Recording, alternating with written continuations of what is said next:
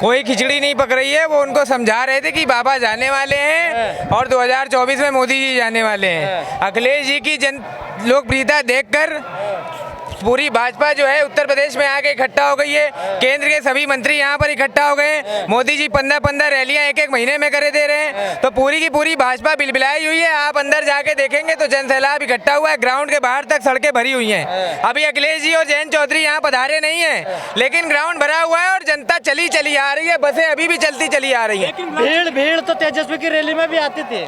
भीड़ तेजस्वी की रैली में आती थी। वहां पर जिस तरीके से जो है बेईमानी करी गई, आप भी जानते हैं और दुनिया भी जानती है किस तरीके से छल कपट करा गया, किस तरीके से वहां पर प्रशासन ने मिलीभगत करके चुनाव को हरवाया। लेकिन उसके बाद बंगाल के चुनाव हुए, उसके बाद और भी चुनाव हुए जहां पर ये साफ, अभी जो 29 जगह उपचुनाव हुए वहां पर साफ हो गया भारतीय जनता पार्टी का सफाया होने वाला है। उत्तर प्रदेश से भी, उत्तराखंड से भी, पंजाब से भी जहां जहां चुनाव होंगे अब जनता को समझ में आ गया है। उन्हें आपत्ति होगी फोटो लगाने पर भी। एक बात बताइए, किसान नेता कौन से नहीं बयान दे रहे हैं? राकेश टिकैत जी ने अपना आंदोलन करा, आंदोलन को जीता, 1 साल संघर्ष करा किसानों ने। उन किसानों का बदला अब जनता लेगी।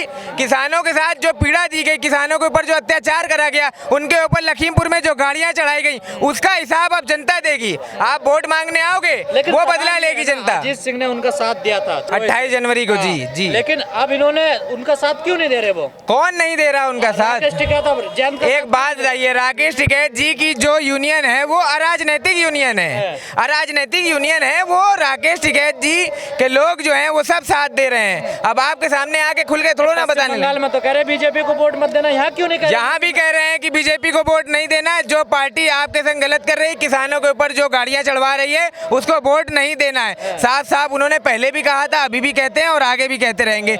किसानों के जितने भी हमदर्द हैं वो सब जो है विपक्ष के साथ है, और विपक्ष कुल मिला के सिर्फ एक है, अखिलेश यादव और जयंत चौधरी का गठबंधन। ओवैसी आ रहे हैं अखिलेश यादव पे हमला। कोई ओवैसी कोई नहीं आ रहे हैं। बिहार में इन्होंने जिस प्रकार से छल कपट करा था, ओवैसी को भाजपा की सेकंड पार्टी है, उसी प्रकार इस बार उसके बाद जो है बंगाल में देख लिया आपने क्या हाल हुआ, एक भी सीट नहीं पा पाए। अब यहाँ पर इनका कोई वजूद नहीं है। ये बहकाने का काम करेंगे, भाजपा की बी पार्टी बनने का काम करेंगे, लेकिन जनता सब समझ चुकी है। जनता कोई भी वोट नहीं देने वाली है। रैलियों में भीड़ आ रही है, कोई भीड़ नहीं आ रही है। भीड़ कोई नहीं आ रही है। भाजपा के लोग पैसे दे के भीड़ ला रहे हैं। एक बात बताइए, ये बसें जो है सरकारी खजाने की बस, जो सरकारी खजाने को लुटाया जा रहा है, 16-16 हजार बसों को जो है, सरकारी बसों को आप उसमें बसों में आदमी ठूस के अपनी रैलियों में ला रहे हो। अब देख लीजिए यहाँ कौन सी सरकारी बसें आई हुई है। यहाँ सब भरा पड़ा हुआ है पूरा ग्राउंड। तो यहाँ पर जो है अपने आप लोकप्रियता से भीड़ आ रही है, वहाँ भीड़ खींच के लाई जा रही है, कुछ छलावा दे के लाई जा रही है। 11-11 हजार लोगों से कहते हैं कि हम सिलेंडर बांटेंगे, बांटते हैं 9 लोगों को, 7 लोगों को।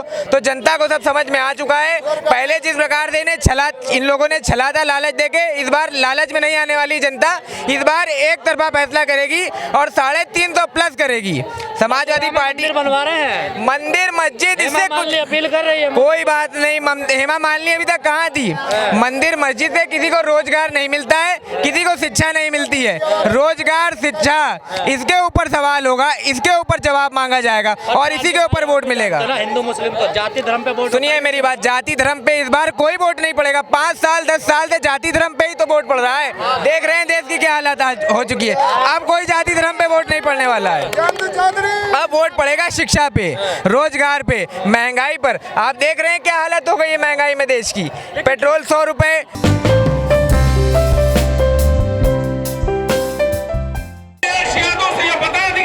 मुसलमान अब आपकी दरी बिछाने और रिक्शा चलाने के लिए नहीं है। मुसलमान अपनी क़यादत खुद बनाएगा और इस उत्तर प्रदेश में अपनी शासन सत्ता बनाने का काम करेगा और अपने हक और अधिकार को लेने का काम करेगा।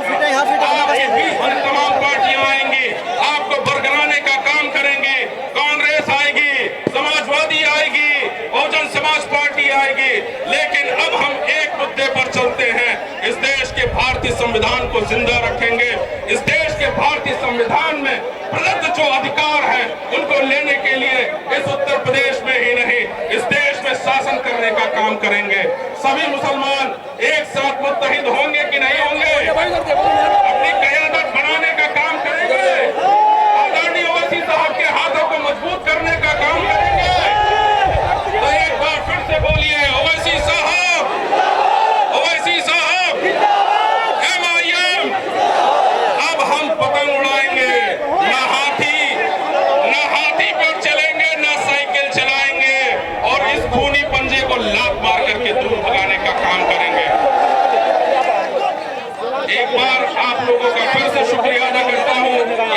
बीच में आली जनाब आदरणीय ओवैसी साहब आ चुके हैं।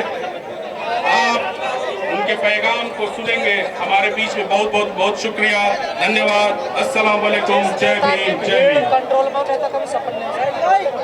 मैं आपको बता दूं कि अतीक साहब की अहलिया यहाँ प्रोग्राम में तशरीफ ला चुकी हैं, तो हम इस मेरठ की सरजमीन के तमाम बाशिंदगान उनका खैर मकदम करते हैं। हिंदुस्तान को आजाद कराने के लिए आए हैं, तो तब मेरठ के आवाम के इस हौसले को देख करके बहादुर शाह जफर ने हिंदुस्तान के गवर्नर जनरल को एक शेर लिख करके भेजा था।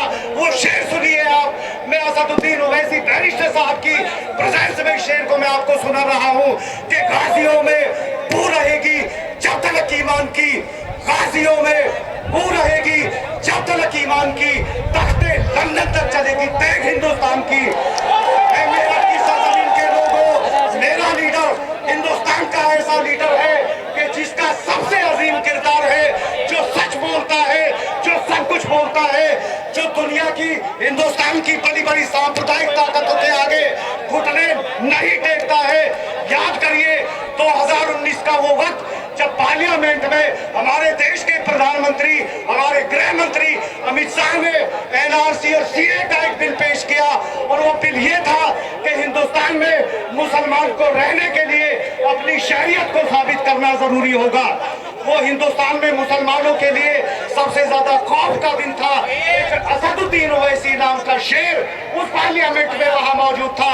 वहां कांग्रेस के सांसद भी मौजूद थे, वहां समाजवादी पार्टी के सांसद भी मौजूद थे, वहां बहुजन समाज पार्टी के सांसद भी मौजूद थे। और अफसोस तो ये है कि मुस्लिम सांसद मौजूद थे, लेकिन किसी दूसरी पार्टी के मुसलमान सांसद को ये गैरत नहीं पैदा हुई कि वो अमित शाह को टोकता, वो उस बिल की मुखालफत करता। हमारे शेर असदुद्दीन ओवैसी साहब उठे और उन्होंने कहा कि ये बिल संविधान के खिलाफ है और मैं इस बिल की मुखालफत करता हूँ। तो भाइयों, हिंदुस्तान में मैं अभी अपना माइक अली भाई को मैं दे दूंगा।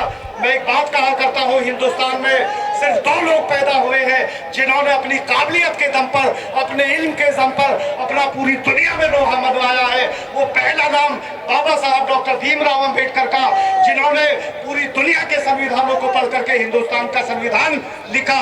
और वो दूसरा नाम आज के दौर में बैरिस्टर असदुद्दीन ओवैसी साहब का है, जो संविधान को बनाने की बात कर रहे हैं। एक बात और सुन लीजिए, अपनी बात ये कह के मैं बात को खत्म कर दूंगा। अरे तुम्हारा लीडर इतना पढ़ा लिखा है कि न इस देश का प्रधानमंत्री इतना पढ़ा लिखा है, न इस देश के सूबे का मुख्यमंत्री इतना पढ़ा लिखा है। पहले सुन लीजिए कितना पढ़ा लिखा है। अरे मेरा बैरिस्टर, मेरा लीडर इतना पढ़ा लिखा है कि लंदन के जिस इदारे से उन्होंने कानून की डिग्री हासिल की है, उस इदारे से दुनिया के 6 प्रधानमंत्री पढ़ के निकले हैं। अल्लामा इकबाल वहां से पढ़ के निकले, जुल्फिकार अली भुट्टो वहां से पढ़ के निकले, और इंग्लैंड के 2 प्रधानमंत्री वहां से पढ़ के निकले। तो हम मेरठ की इस तारीखी सरजमीन पर आज असदुद्दीन ओवैसी साहब के कदम पड़े हैं, हम उनको सलाम करते हैं, हम उनको सैल्यूट करते हैं। और मैं अपनी बात को खत्म करके ये माइक में हवाले करूंगा जनाब अली साहब, जो अतीक साहब के बेटे हैं, मैं उनसे गुजारिश करूंगा वो आएंगे और वो अपनी बात रखेंगे। हम मेरठ की सरजमीन पे हम